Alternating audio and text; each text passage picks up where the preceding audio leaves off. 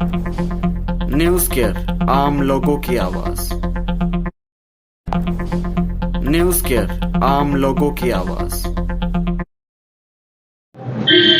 नमस्कार, एक बार फिर से स्वागत है आपका न्यूज़ केयर में। जैसे कि आपको बता दूं, जम्मू कश्मीर में जो आम जनता है वो कहीं ना कहीं अभी परेशान हो चुकी है। आखिरकार क्यों?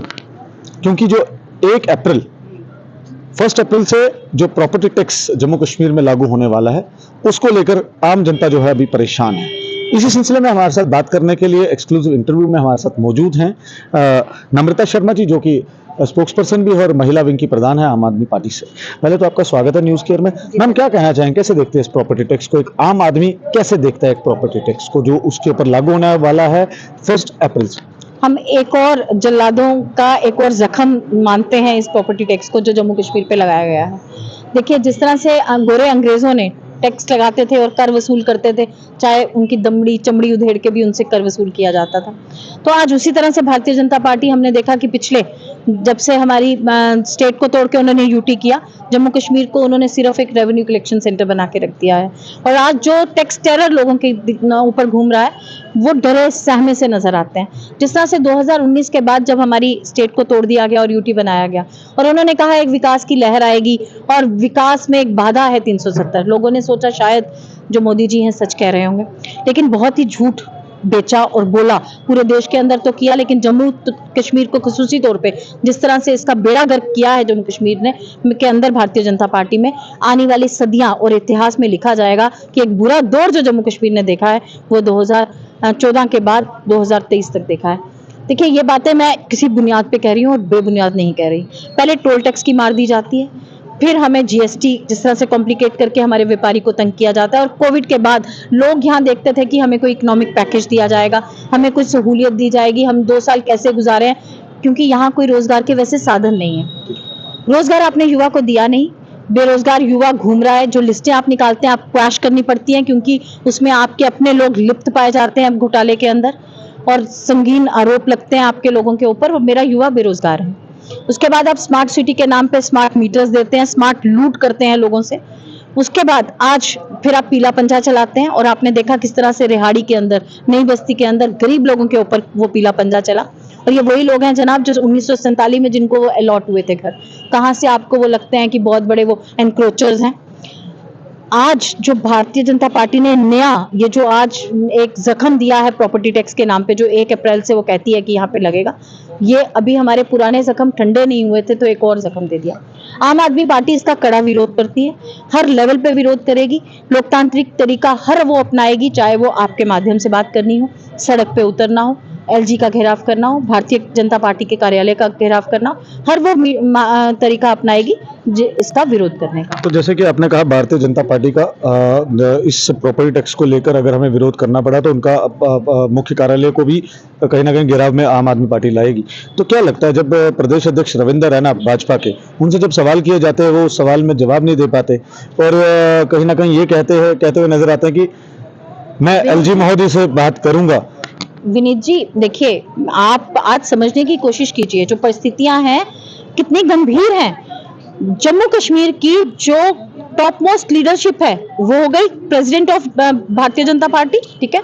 जम्मू कश्मीर में बीजेपी की जो टॉप मोस्ट लीडरशिप है, प्रेसिडेंट से ऊपर तो कोई नहीं। वो on the invitation of mayor of Jammu who also belongs to BJP, वो जाते हैं और वहां पे एक बात करते हैं अपने कॉर्पोरेटर से, और मीडिया के माध्यम से हमें पता चलता है कि उन्होंने वहां कहा कि इस तरह को कोई टैक्स मैं जम्मू कश्मीर पे नहीं लगने दूंगा। ठीक 15 दिन के बाद ये नोटिफिकेशन आती है कि इस तरह का टैक्स 1 अप्रैल से जम्मू कश्मीर पे लगने जा रहा है। आप देखिए कि वो भारतीय जनता पार्टी की जम्मू की इकाई को भारतीय जनता पार्टी केंद्र में जो बैठी है सीरियसली नहीं लेती, तो हम जनता के ऊपर आपका कहना कि उनकी सुनवाई नहीं है वहां पर? बिल्कुल सुनवाई नहीं है। वो लोग तो इकट्ठे होके गए थे कि इस बाबे को यहाँ से हटाओ जो एलजी को भेज रखा है, लेकिन किसी ने नहीं सुना, उन्हें वहां से फटकार पड़ी, वो जम्मू आ गए। देखिए, आज जो परिस्थितियां जम्मू मतलब भाजपा से गुहार लगा रही है। देखिए, उनके सुनने वाला कोई नहीं है, और हम भारतीय जनता पार्टी की पूरी इकाई को कहते हैं कि आप आ जाइए आम आदमी पार्टी के पास, हम आपको बोलने का भी मौका देंगे। अगर आपके दिल में दर्द धड़कता है, आपको बात करने का पूरा प्लेटफॉर्म मिलेगा। देखिए, उधर बैठने का फायदा कहाँ, क्या आप कहते कुछ है होता कुछ है, आपकी तो कोई सुनता नहीं। अभी तो उन्होंने 25 लाख वोटर को डिफेंड करना शुरू किया, शाम को ऑर्डर आ जाता है कि वापस ले रहे हैं। फिर डेली वेजेस पे रविंद्र रैना जी जाके कहते हैं तुझे पक्का करी ओढ़ गए। जतेंद्र सिंह जी आते हैं, कोई क्या खाना तू यहाँ से बयान नहीं देने, बयान करने बाद तो आप देखिए ना कहाँ इनमें समन्वय है। भारतीय जनता पार्टी की जो जम्मू की यूनिट है, जिस तरह से वो यहाँ के लोगों को सीरियसली नहीं लेते, भारतीय जनता पार्टी के यूनिट को भी वो सीरियसली नहीं लेते, तभी वही रविंद्र रैना जी हैं, कोई मौका नहीं चूकता कि वो मीडिया के सामने समक्ष ना आए। मगर वो साफ तौर पर एक चीज कहते हुए नजर भी आए हैं। हमने जब बात की, अदर मीडिया कर्मियों ने जब उनसे बात की, उन्होंने साफ तौर पर यही कहा कि मेरे हाथ में क्या है, अभी ना ही मैं सीएम हूँ, ना ही मैं गवर्नर हूँ। जब मैं सीएम बनूंगा तो काफी सारी चीजें। हमारी यूटी का मतलब क्या है? केंद्र शासित प्रदेश। केंद्र में सरकार किसकी है? भारतीय जनता पार्टी की। यहाँ एलजी किस द्वारा भेजा गया? और आज तक जो एलजी रहे वो हमेशा से आर्मी की पृष्ठभूमि से रहे। ये पहली बार हुआ इन 70 सालों में कि जो एलजी आए हैं वो भाजपा की पृष्ठभूमि से हैं और उनके एमपी रहे हैं। तो किसको बुद्धू बना रहे हैं जनाब? सरकार तो आप ही चला रहे हैं, रिमोट कंट्रोल द्वारा भाजपा ही तो चला रही है यहाँ पे। तो जो कानून लागू हो रहे हैं वो भारतीय जनता पार्टी कर रही है और आपके बाबू लोग बना रहे हैं यहाँ पे, जिनको आपने यूपी और बिहार से लाके बिठा रखा है, जो बाबूशाही आज सिर चढ़ के बोल रही है। तो आज आप सेक्रेटरीट के अंदर चल जाइए, कमिश्नर सेक्रेटरी साहब का भी मैं बयान सुन रही थी कि 1100 स्क्वायर फीट का एरिया, मीगर सा एरिया, आप यार इकोनॉमिकली वीकर सेक्शन को 1200 स्क्वायर फीट देते हो और आप कहते हो, तो फिर आप किसको छोड़ रहे हो, किसको बख्श रहे हो आप इसमें?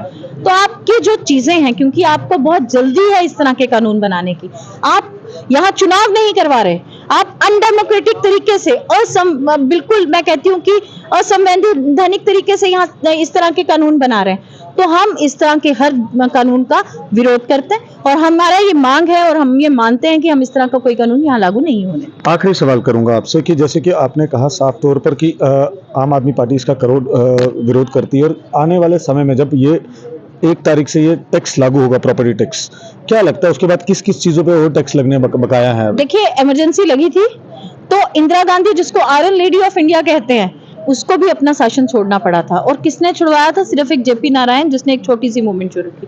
तो फिर मोदी जी क्या हैं? अगर ये इसी तरह से वहां से तुगलकी फरमान रोज जारी करेंगे और हमारे लोगों को परेशान करेंगे, तो ये भूल जाएं ये वही जम्मू के लोग हैं जिन्होंने 2008 में भम भम बोले करके सरकारें गिराई, जिन्होंने उसके बाद 2014 के बाद एम्स के लिए सड़क पे प्रदर्शन किए, एम्स आईआईटी के लिए किए, आईएएम के लिए किए।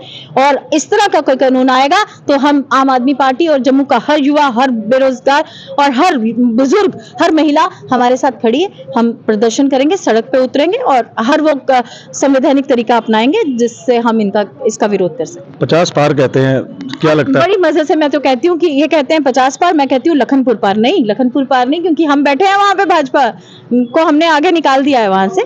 हम बैठे हैं पंजाब के अंदर, हम कहते हैं दिल्ली भी नहीं पहुंच पाओगे जनाब, वहां भी हम हैं, दिल्ली के आगे भी हम सरकार बनाएंगे। अब आपको भारत पार करना पड़ेगा, आप 50 पार का आंकड़ा भूल जाइए। जी, बहुत बहुत शुक्रिया बात करने के लिए। इस समय हमारे साथ नम्रता शर्मा जी मौजूद थे, जो कि आम आदमी पार्टी से हैं और कहीं ना कहीं जो साफ तौर पर उन्होंने कटाक्ष किया है भारतीय जनता पार्टी के ऊपर, और कहा गया है कि जम्मू को जो लीडरशिप है जम्मू कश्मीर की, उनकी कहीं ना कहीं केंद्र सरकार में और बड़े बड़े नेता जो लीडर्स हैं वहां के, उनके पास सुनवाई नहीं है साफ तौर पर। और 50 के पार की जो बात भारतीय जनता पार्टी आने वाले चुनाव में कह रही है कि 50 से पार सीटें लेंगे, मगर ऐसा तो कहीं नजर नहीं आ रहा, क्योंकि आम नागरिक जो है, जम्मू कश्मीर का आम जनता जो है, बहुत ज्यादा परेशान है। ये सीधी रिपोर्ट हम दे रहे थे जम्मू से न्यूज केयर के लिए। अगली अपडेट्स के लिए हमारे साथ जुड़े रहिए और इस वीडियो को ज्यादा शेयर करेगा और प्रॉपर्टी टैक्स को लेकर अपने सुझाव कमेंट बॉक्स में जरूर रखिएगा। मेरे कैमरा पर्सन के साथ विनीत कार्लो को दीजिए इजाजत। नमस्कार।